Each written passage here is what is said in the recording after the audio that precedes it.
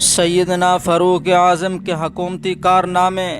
سیدنا فاروق اعظم رضی اللہ تعالیٰ عنہ نے 10 سال حکومت کی اور 10 سال کے عرصے میں 22 لاکھ مربع میل پر حکومت کی۔ فاروق اعظم نے روم و ایران کو فتح کیا تھا۔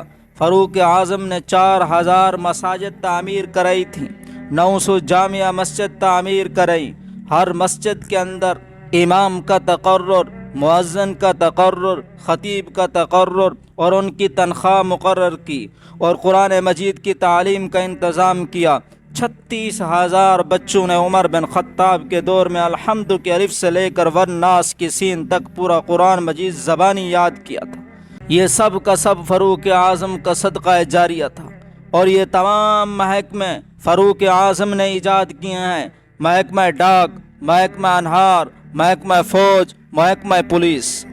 حضرت زید رضی اللہ تعالیٰ عنہ فرماتے ہیں، فاروق اعظم کی جلالت عرب و عجم تک محسوس کی جا رہی تھی، باطل کانپ جاتا تھا۔ فاروق اعظم کا نام سن کر سپر طاقت کیسر و کسریٰ کا جنازہ اٹھ گیا تھا۔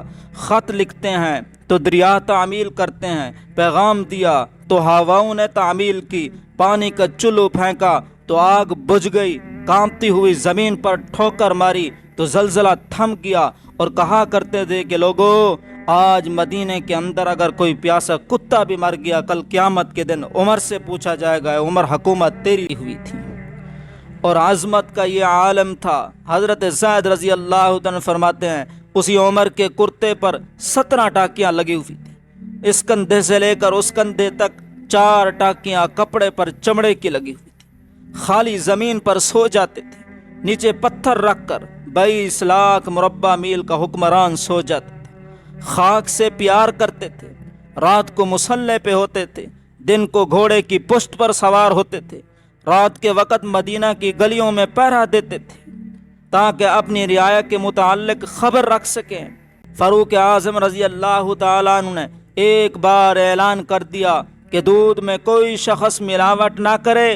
رات کو مدینہ کی گلیوں میں چکر لگا رہے تھے، ایک مکان کے اندر ماں اور بیٹی کا مکالمہ چل رہا تھا۔ ماں کہنے لگی کہ بیٹی، مہنگائی کا زمانہ ہے، تھوڑا سا دودھ کے اندر پانی جو ہے وہ ملاوٹ کر دیتے ہیں۔ بیٹی کہنے لگی، امی جان، عمر بن خطاب نے سختی سے منع کیا ہے۔ ماں آگے سے کہنے لگی کہ بیٹی، عمر تو نہیں دیکھ رہا۔ بیٹی نے کہا، عمر تو نہیں دیکھ رہا، لیکن عمر کا خدا تو دیکھ رہا ہے۔ یہ عمر بن خطاب رضی اللہ تعالیٰ عنہ یہ سارا واقعہ آپ نے کانوں سے سن رہے تھے۔ دوسرے دن اسی لڑکی کا رشتہ مانگا اپنے بیٹے کے لیے، تو اس لڑکی کی ماں نے کہا، ہم تو غریب لوگ ہیں، آپ وقت کے بادشاہ ہیں، امیر المومنین ہیں، ہمارے پاس تو کچھ بھی نہیں ہے۔ حضرت عمر بن خطاب رضی اللہ تعالیٰ نے فرمایا، جو دولت، جو چیز آپ کی بیٹی کے پاس ہے وہ کسی کے پاس نہیں ہے۔ حضرت عبداللہ بن عمر سے نکاح ہوا اس بچی کے ساتھ، اور اس بچی کی اولاد میں سے عمر بن عبدالعزیز پیدا ہوئے، جنہیں 5واں خلیفہ راشد کہا جاتا ہے۔ اور دور فاروقی میں انصاف قائم کیا ہوا تھا۔ ایک ہی گھاٹ پر شیر اور بکریاں اکٹھے پانی پیا کرتے۔ جس دن فاروق اعظم کی شہادت ہوئی، ایک بچے نے آ کر اپنی امی کو بتایا، اے امی، آج شیر نے ہماری بکریوں پر حملہ کر دیا ہے۔ ماں نے کہا، مجھے یہ معلوم ہوتا ہے کہ عمر بن خطاب اس دنیا میں نہیں رہے۔ عمر کے ہوتے ہوئے کسی شیر کی کوئی جرت نہیں تھی کہ وہ ہماری بکریوں پر حملہ کر سکے۔ انصاف قائم کیا ہوا تھا، کھلے عام کچہریاں لگتی تھیں، امیر بھی آ سکتا تھا، غریب بھی آ سکتا تھا۔ روئے زمین پر کوئی عمر پیش کرو۔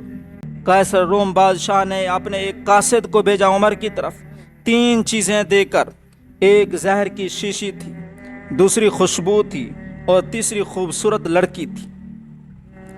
وہ جب مدینہ میں پہنچا تو پوچھا، اینا سیدکم، صحابہ سے، تمہارا سردار کہاں ہے؟ صحابہ نے کہا، ہمارا کوئی سردار نہیں ہوتا، بل امیرنا، بلکہ ہمارا امیر ہوتا ہے۔ انہوں نے کہا کہ آپ کا امیر کون ہے؟ مسجد نبوی کی تعمیر ہو رہی تھی۔ حضرت عمر بن خطاب رضی اللہ تعالیٰ عنہ اپنے سر کے اوپر گاری کی تغاری لے کر جا رہے تھے۔ انہوں نے کہا کہ یہی امیر المومنین عمر بن خطاب ہے۔ وہ دیکھ کر حیران ہو گیا، یہی عمر بن خطاب ہیں۔ حضرت عمر بن خطاب رضی اللہ تعالیٰ عنہ سے ملاقات ہوئی۔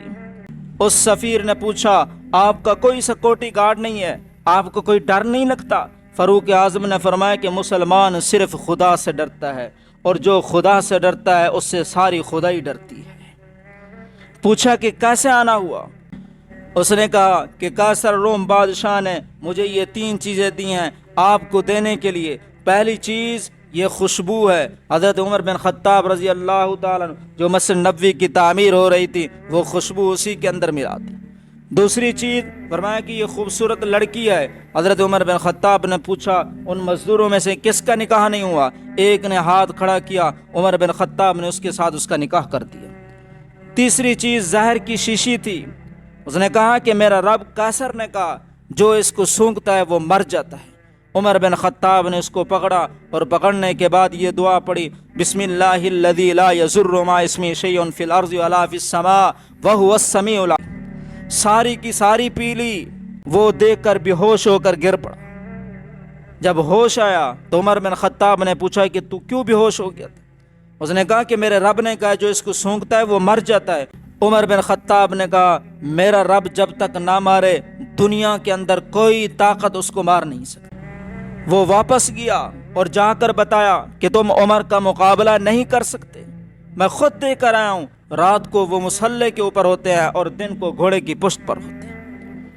ہاں ایک صورت ہے اس کا مقابلہ کر سکتے ہو، فلاں جگہ پر صحابہ کا ایک لشکر جو ہے وہ جانا ہے، آپ وہاں پر 500 ننگی لڑکیاں کھڑی کر دی جائیں، عمر بن خطاب کے ساتھی دیکھیں گے وہ ان پر فریفتہ ہو جائیں گے، ہم جا کر جو ہے وہ ان کو ختم کر دیں گے۔ حضرت عمر بن خطاب رضی اللہ تعالیٰ عنہ جب پتہ چلا تو عمر بن خطاب نے سارے صحابہ کو جمع کیا، اور جمع کرنے کے بعد فرمایا قل للمؤمنین یغضوا من ابصارہم ویحفظوا فروجہم، اے مومنو اپنی آنکھوں کی بھی حفاظت کرو، اپنی شرم گاہوں کی بھی حفاظت۔ اب صحابہ کا مجمع جا رہا ہے، سامنے جو ہے وہ 500 لڑکیاں ننگی کھڑی ہوئی ہیں، کسی ایک صحابی نے بھی آنکھ اٹھا کر اس لڑکی کی طرف نہیں دیکھا۔ وہ لڑکیاں کہنے لگی ما ھذا بشرا ان ھذا الا ملک کریم، یہ تو ہمیں انسان ہی نہیں معلوم ہوتے، یہ تو کوئی فرشتے معلوم ہوتے ہیں۔ ایسے معلوم ہوتا ہے کہ ان کے سروں کے اوپر جو ہے وہ پرندے بیٹھے ہوئے، کسی ایک نے بھی آنکھ اٹھا کر نہیں دیکھا۔ ان 500 لڑکیوں نے دیکھ کر صحابہ کو مسلمان ہو گئی، اسلام قبول کر لیا۔ یہ تھے عمر بن خطاب، یہ تھے عمر بن خطاب جنہوں نے پوری دنیا پر جو ہے وہ انصاف قائم کیا۔ آج بھی ہم مسلمان دعا کرتے ہیں یا اللہ ہمیں جو ہے ایسا حکمران عطا فرما، عمر جیسا حکمران عطا فرما۔ حضور علیہ الصلوۃ والسلام نے ارشاد فرمایا تھا لو کان بعدی نبی لکان عمر، اگر میرے بعد کوئی نبی ہوتا تو عمر ہوتا۔ اللہ پاک حضرت فاروق اعظم رضی اللہ تعالیٰ عنہ پر رحمت فرمائے۔ اللہ پاک ہم سب کو فاروق اعظم کے نقش قدم پر چلنے کی توفیق عطا فرمائے۔ اللہ پاک فاروق اعظم جیسا ہمیں جو ہے وہ حکمران عطا فرمائے، آمین۔